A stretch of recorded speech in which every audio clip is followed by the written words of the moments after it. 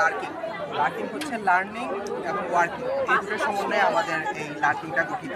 তো আমরা লার্কিং থেকে যে সার্ভিসগুলো দিচ্ছি, প্রথমত আমাদের সিলেটের একটা বেশিরভাগ যুবক যারা তাদের পড়ালেখা বা অনার্স কমপ্লিট করার পর বা অনেকে হচ্ছে গিয়ে উচ্চ মাধ্যমিক সম্পন্ন করার পর অনেকের ইচ্ছা থাকে হচ্ছে বাইরের দেশে যাওয়ার, উচ্চশিক্ষার জন্য হোক বা কর্মক্ষেত্রের জন্য, যেটার জন্য এটার জন্য প্রথম চয়েস থাকে হচ্ছে গিয়ে ইউকে, তারপর হচ্ছে কানাডা, ডেনমার্ক, অস্ট্রেলিয়া, নিউজিল্যান্ড, তারপর হচ্ছে আরও বিভিন্ন ইউরোপের যে দেশগুলো সেইগুলো।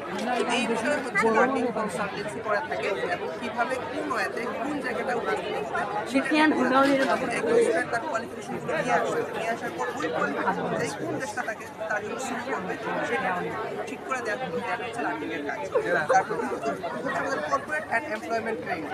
আমরা যখন কর্পোরেটে ঢুকে যাই, চাকরিতে ঢুকে যাই, তখন আমরা মনে করি যে আমার লাইফটা সেটেল হয়ে গেছে, আমার ক্যারিয়ার সেটেল হয়ে গেছে, কিন্তু ওই কর্পোরেটে থাকা অবস্থায় আমাকে বিভিন্ন চ্যালেঞ্জ ফেস করতে হয় এবং সেই চ্যালেঞ্জগুলোকে হচ্ছে গিয়ে আমার সবার সাথে হচ্ছে গিয়ে ইমোশনাল একটা অ্যাটাচমেন্ট তৈরি করে নিতে হবে। ওই ইমোশনাল হচ্ছে গিয়ে আমার কর্মক্ষেত্রের মধ্যে আমার কলিগদের সাথে থাকবে এরকম না, আমার বসের সাথে হচ্ছে।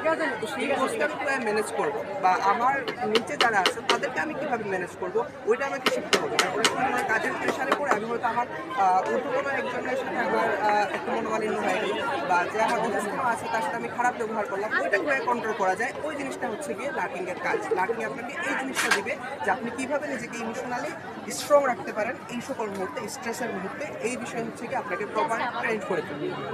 আচ্ছা, এছাড়া হচ্ছে আমরা যেটা করছি সেটা হচ্ছে ক্যারিয়ার রিলেটেড গাইডলাইন দিচ্ছি।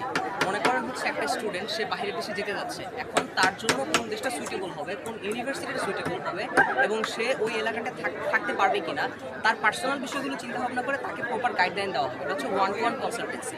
তো এই রিলেটেড যে বিষয় এখন সবগুলো হচ্ছে এখান থেকে দেওয়া হচ্ছে। এবং মনে করেন কেউ যদি ক্যারিয়ার করতে চায়, এটা কি কর্পোরেট তার জন্য বেটার হবে নাকি সে ভার্সিটিতে টিচিং করবে আর গভর্নমেন্ট জব করবে, সো এটা কিন্তু একটা ইনডিসিশনে আমরা ভুগি। তো এই জায়গাটা থেকে হচ্ছে আপনার লার্নিং রিলেটেড গাইডলাইন আছে এবং ওভারঅল সে যে দুটোর কথা বললো এবং আমি যেটা বললাম, এই তিনটার জন্য আমাদের সবথেকে গুরুত্বপূর্ণ বিষয় হচ্ছে সিভি এবং কাভার লেটার।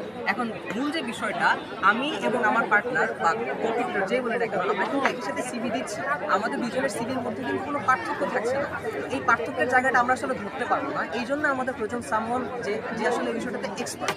তো আমাদের এখান থেকে হচ্ছে এক্সপার্টের মাধ্যমে এই সিভি এবং কাভার লেটারগুলো লিখতে হয় এবং এই জিনিসগুলোকে অ্যাপ্লাই করা হয়।